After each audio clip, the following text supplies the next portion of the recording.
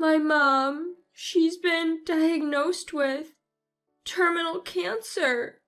They've even told her she doesn't have much time left. What do I do?" Yeah.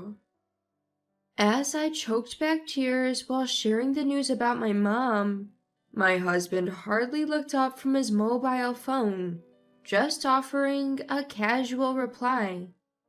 I couldn't hide my anger at his indifferent reaction, but I hadn't approached him to vent my anger. "I want to spend her last days with her.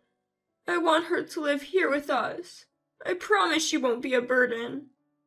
What? No way. If we're around someone close to death, they might drain our energy too, haha. "Why doesn't she just spend her last days in a hospital? They have plenty of dying people there for her to be with, haha." Well, I guess if she stays in the attic, I might let it slide. The two of them laughed while rejecting the idea of my terminally ill mother moving in. Despite knowing she didn't have much time left, they didn't want to help, not even a bit. Half a year had passed since that day when my mother passed away. I was drowning in sorrow. A void had opened in my heart, and I was numb to the world. Then one day, my husband said he needed to talk. My mother has been diagnosed with terminal cancer. So what? You were the ones who abandoned my mom when she needed us. Now let them taste the same pain. I'm a 30-year-old housewife. I became one shortly after marrying my current husband, and it's been 2 years since then. Originally, I was working and wanted to continue even after marriage. However, since my husband wanted kids and earned a good salary at a big company, it was decided I would be a housewife. I kept the house perfectly and was trying for a baby. I redirected my work enthusiasm into managing our home and was leading a somewhat fulfilling life. But there was something that bothered me. My mother-in-law, who often visited. "Hello? Oh, you haven't done your laundry yet? It seems you haven't vacuumed either. What have you been up to all morning?" "I'm sorry, I had to visit the city office this morning. Let me make you some tea. Please have a seat." "I'd prefer coffee. Don't you have coffee?" "We do, but it's just instant coffee." "Really? You're going to serve me instant coffee? Can't you just run to the store and grab some freshly brewed one?" Without any prior notice, she would just show up, criticize my housekeeping, and even have me run errands. I often wondered if she was naturally bossy or if she was just out to get me. I was constantly stressed by my mother-in-law's presence. Being a homemaker meant I was often at home, so naturally I bumped into her frequently. I couldn't avoid her due to work commitments, and it was quite distressing. Living nearby meant she could pop in anytime she wanted, and I always had to be on guard. I had to ensure everything was perfect, so she wouldn't have any complaints, which was mentally exhausting. The thought of living this way forever was stressful on its own. Then one day, as usual, my mother-in-law came over in the morning. She followed me around as I did my chores, finding fault in everything. Apologizing, I redid the chores as she instructed, hoping she would leave soon. Just then, my cell phone rang. I thought it was perfect timing to escape her criticism and answered immediately. "Hello?" Hello? Come to Tufts Medical Center immediately. Your mother's been urgently admitted. I was at a loss for words. At first, I thought it might be a prank call, but the voice on the other end was clearly an adult's. As I stumbled for words, they informed me my mom had collapsed at work and was rushed to the hospital. My mom, turning 67 this year and living alone, was still working part-time. She had always said she felt young and healthy, so this call caught me completely off guard. My mom has collapsed. I need to go to the hospital. Hold on a minute. You're just going to leave me here? It's summer. Maybe she just got a little heat stroke. Isn't it a bit premature to be so concerned? Don't be ridiculous. I'm going to the hospital now. Excuse me. I was irate that my mother-in-law showed no concern, but I rushed to the hospital. Thankfully, by the time I arrived, my mom had regained consciousness. Seeing her smile when she saw me made me feel a little better. A weight was lifted off my shoulders.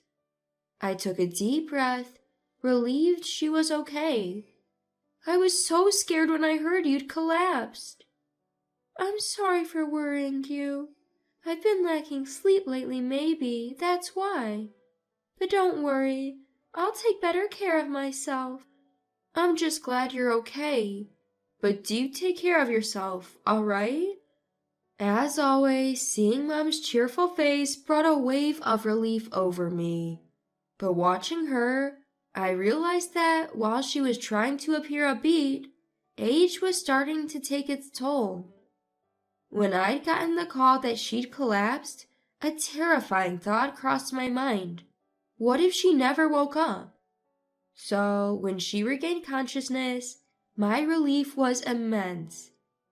Mom had to be hospitalized for a short while and undergo comprehensive medical tests. I've been so preoccupied with work and hadn't been too vigilant about her health. This was a wake-up call. I needed to be there for her. A week after the tests, during one of my visits, Mom dropped a bombshell. They finished all the tests, and they found cancer. What? It's advanced. They don't think I have more than a year. I might stay here for a bit, but if there's no chance of recovery, I think I'd rather skip the painful treatments and spend my days at home. Mom said this in her usual manner, but I was at a loss for words. I struggled to hold back tears, unable to speak, but I thought there's still time, and I decided to focus on making the most of our remaining days together. That evening, oh, mother-in-law, you're still here. Is that a problem? Well, I have something to say. I just came back from the hospital. They found advanced cancer in Mom. They think she might not have more than a year left. My voice trailed off. I felt crushed. My breathing became erratic, bordering on hyperventilation. And yet, my husband seemed engrossed in his mobile phone, oblivious. After taking deep breaths, I gathered myself and continued. I want to be with Mom for her final days. We won't cause any trouble. Can she stay with us? You want someone on death's door in our house? Absolutely not. It's unsettling. Why not let her stay in a hospital?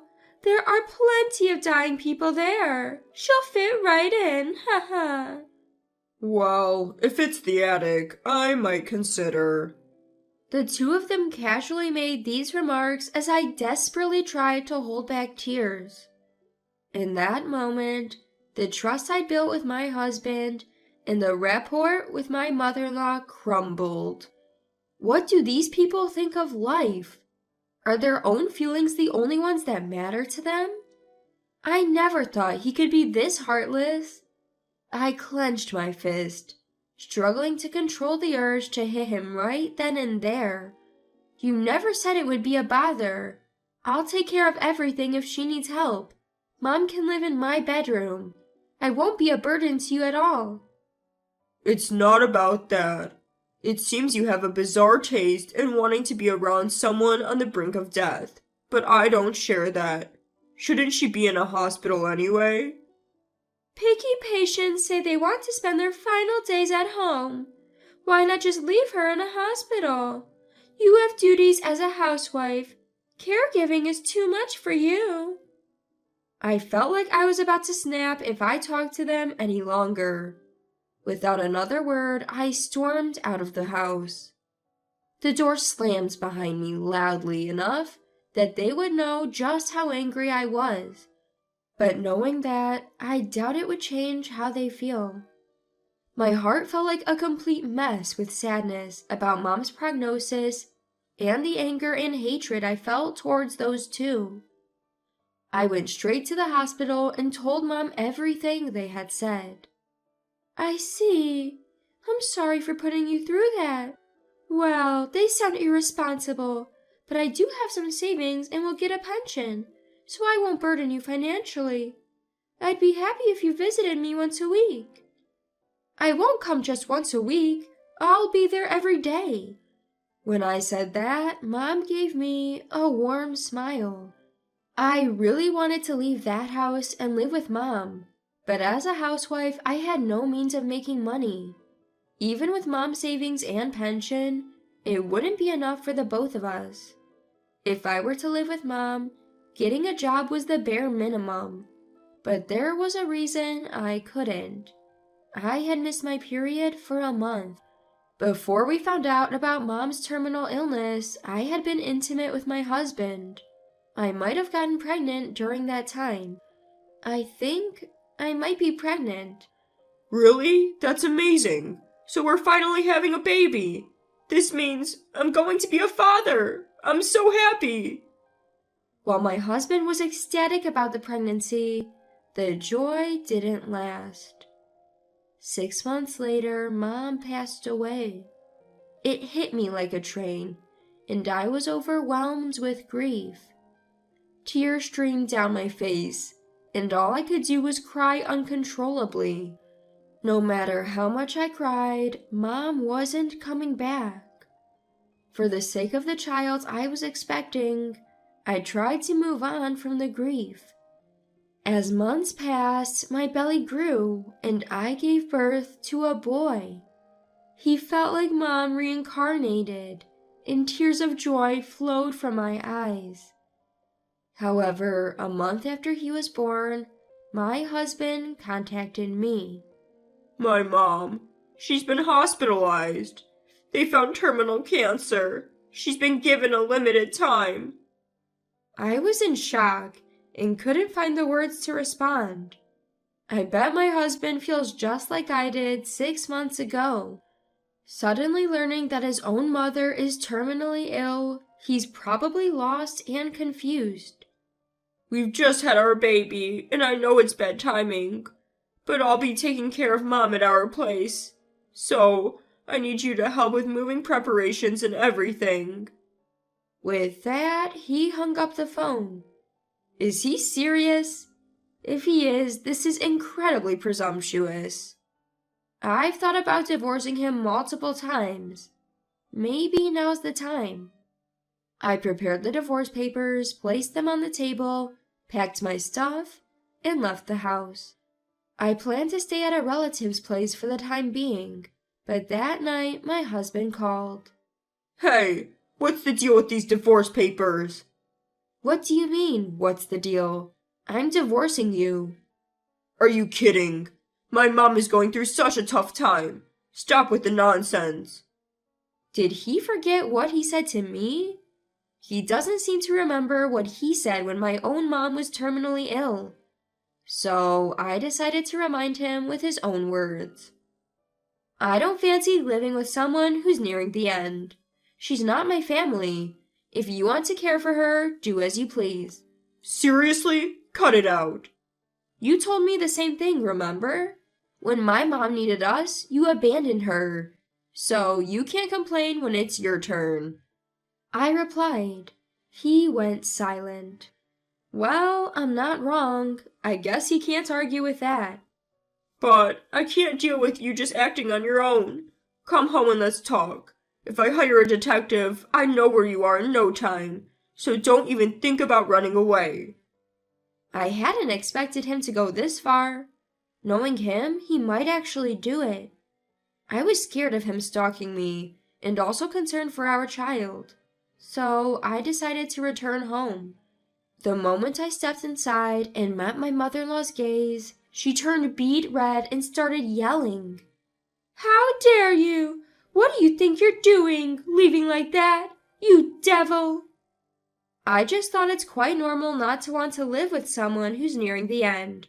You felt the same way, remember? Shut up. Don't be disrespectful. After all the betrayals, don't you feel anything? I've never relied on your mother, but think of how much you owe me and my son. After considering that, isn't it natural to provide care? Did all the time she tormented me count as owing her? The one who took advantage of me was my husband, not the other way around. It angered me that they couldn't even understand such a simple fact. But I hadn't come back to this house just to be insulted by these two. Well, whatever. There are only two reasons I'm here today. First, just like you didn't help me, I won't be helping you. And second, I'll be seeking compensation for the affair. What? Excuse me, affair? When I talked about wanting to live with my mom, you were glued to your phone, right? I caught a glimpse of your screen then, saw lots of heart emojis and wondered. I didn't check right away because I was mentally drained at the time. My husband looked stunned, his mouth agape, clearly not expecting to be confronted about his affair. Mother-in-law glared at him for cheating, and the atmosphere in the room immediately turned tense. Seeing that expression on their faces felt so satisfying. Inside I thought, serves you right. Why would I help someone who's betrayed me like that? If you won't grant me a divorce, I'm okay taking it to court. And I'll make sure you pay the compensation and child support. You won't see our son again. I won't ever show my face around you two again. The two of them were in shock. They'd been so happy when our child was born, probably considering him just as precious, if not more so, as themselves. But I can't let my beloved son be around someone who cheats and disregards human life. I'm sorry about the affair, but how are you planning to live on your own? The compensation won't come immediately. I don't need it right away. I have my mom's life insurance money, which is enough for now. I'm not stupid enough to divorce without a plan.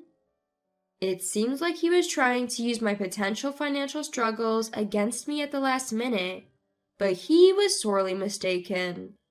Considering the affair and our son's age, I'm almost certain I'd get custody. Once we're divorced, I won't have to care for my mother-in-law anymore. I'll finally be free from them. A deep-seated hatred had been lifted from my heart, and I felt truly refreshed. After laying everything out, I left the house. I later consulted a lawyer about the compensation and child support, and successfully filed for divorce. But half a year later, my ex-husband somehow found out where my relatives lived and came visiting. Why are you acting like a stalker? It's creepy. Please, I'm begging you. It's been a month since you left, and the strain of caring for her is killing me. I miss our son. The stress is causing me to make mistakes at work, and I'm struggling financially. Please, I'm truly sorry. Help me. Only a month had passed since then, but my husband looked like he'd aged a decade. I could instantly see he was under immense stress. But just because he's stressed, did he think I would let my guard down? There was a rule when we divorced, remember? You promised not to come near us. If you can't even keep that promise, I'll call the cops. Cops? Just stay out of our lives. With that, I slammed the front door shut. The mere mention of the police frightened my ex-husband. He went away obediently and never approached us again. Yet, thinking it was enough just not to meet face to face, he kept trying to contact me. It was so annoying that I deleted his contacts and explained our divorce story to mutual friends.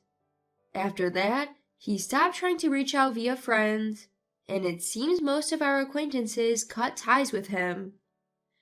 He was already living under heavy stress from caregiving and paying child support and compensation to me. This only added to his burden, pushing him to a breaking point mentally. He made a significant mistake at work, got demoted, and his salary was considerably reduced. But his payments to me remained unchanged. He tried his best, cutting back on his living expenses.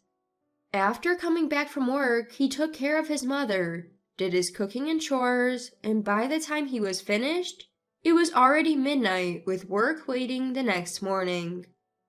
My ex-husband led a life with absolutely no breaks, losing weight rapidly.